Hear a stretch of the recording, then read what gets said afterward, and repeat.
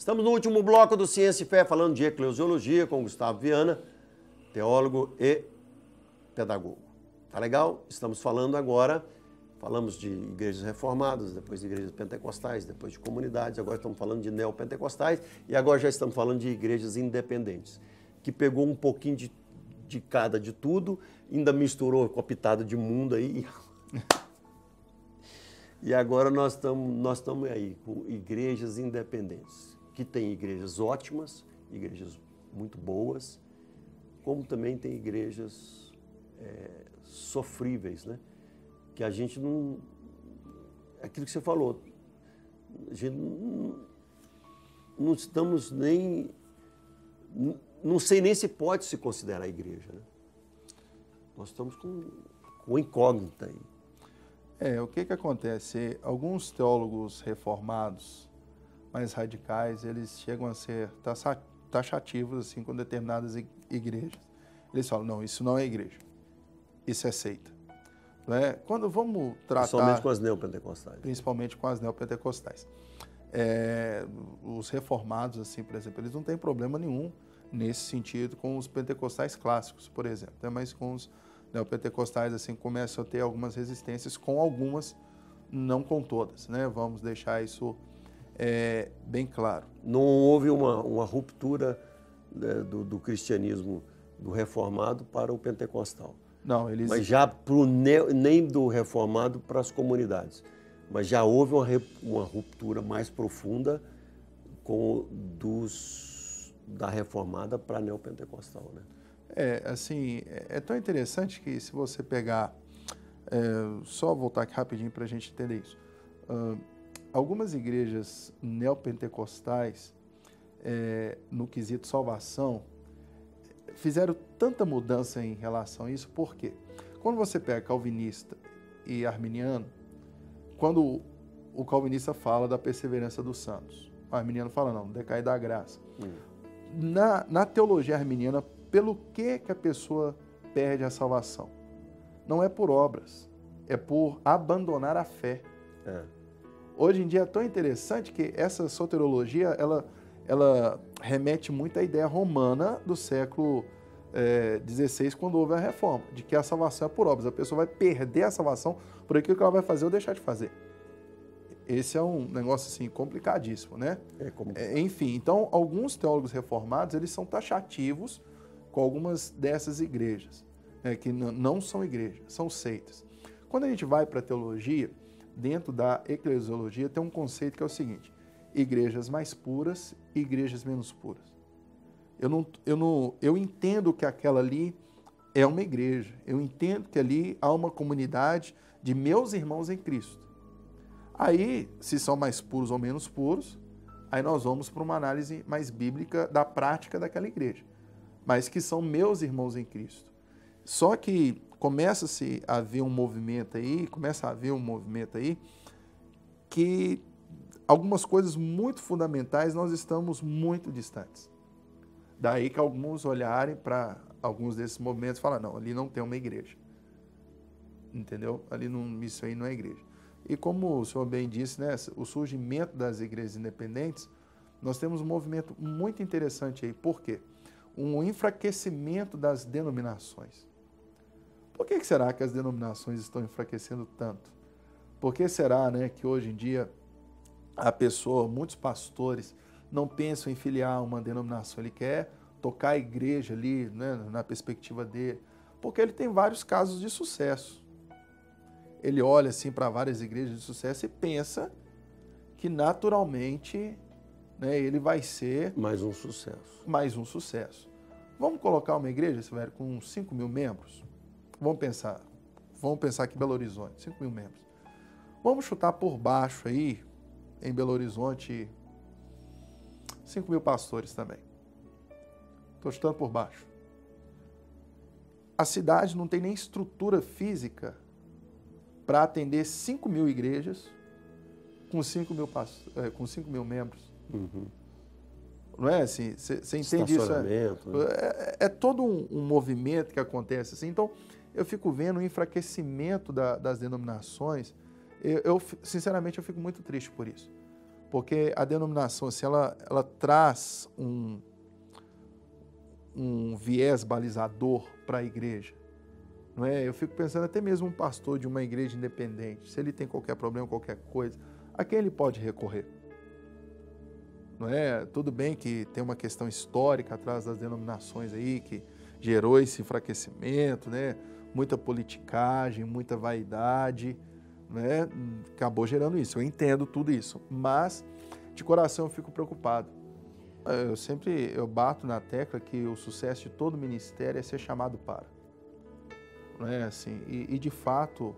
Tem a convicção da missão, né? Tem a convicção, porque, Silvério, eu te falo, como quem pastoreia hoje uma igreja há 5 anos, não é fácil. Não é fácil.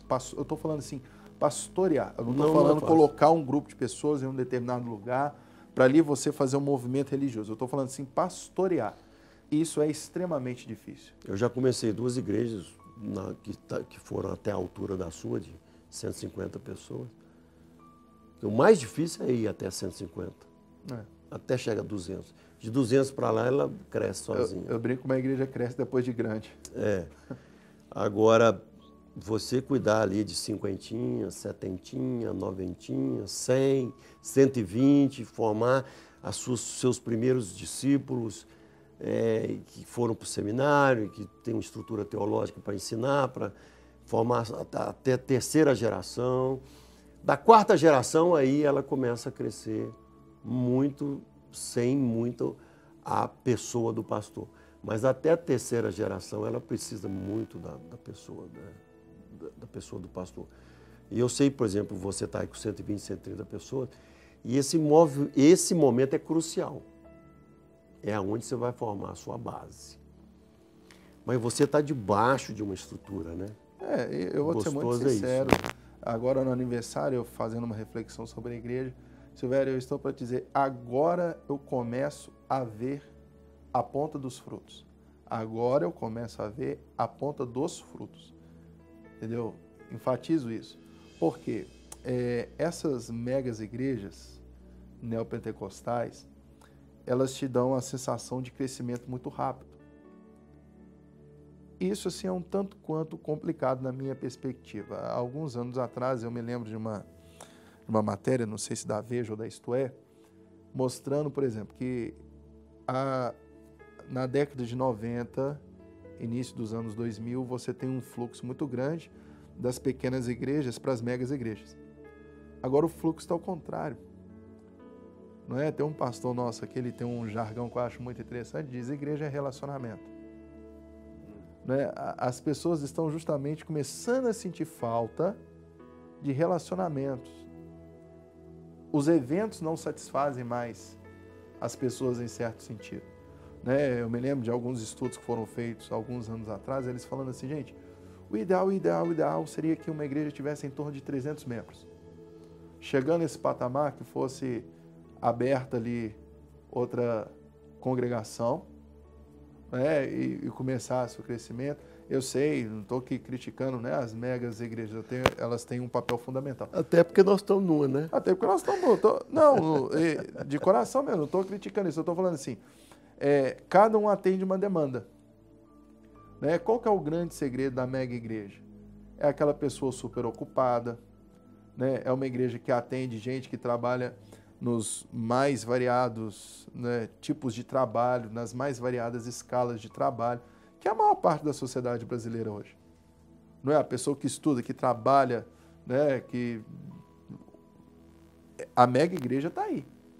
Não é? Ela atende muito bem, assim, você tem excelentes pastores, você tem excelentes, né, ministros, gente que cuida, tudo e tal. Mas eu estou falando assim, às vezes a pessoa que às vezes tem mais disponibilidade de tempo, procura mais relacionamento, ela vai procurar uma igreja menor. E outra coisa, Gustavo, crescimento não é inchaço, né? Sim. O crescimento de uma igreja. A igreja tem 200 mil pessoas, mas existe 200 mil convertidos. Então a gente tem que ver isso também. Agora, veja só, essa questão, né? Quantas pessoas têm convertidas de fato? Aí a gente pode lançar uma outra questão de crescimento, que está lá em 1 Coríntios 3, que é a maturidade. Se eu tenho lá, né, se um pastor pastoreia uma igreja com 15 mil pessoas, que sejam essas 15 mil convertidas. Vamos fazer outra pergunta. Quantos agora são maduros ou quantos querem de fato crescer? Né? Que é o outro desafio da igreja, a maturidade espiritual, digamos. Né? Amém. Mas nós estamos aí numa iminente volta de Jesus, né? Eu gosto muito de escatologia, dou aula de escatologia, mas não sei se você está vendo assim também, mas nós estamos aí.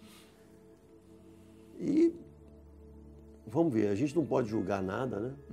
Porque o Senhor é que salva, Ele é que é o dono da igreja. Mas a igreja que permanece aqui, ó, é a igreja, né? Sem isso aqui, meu amigo, você não vai em lugar nenhum.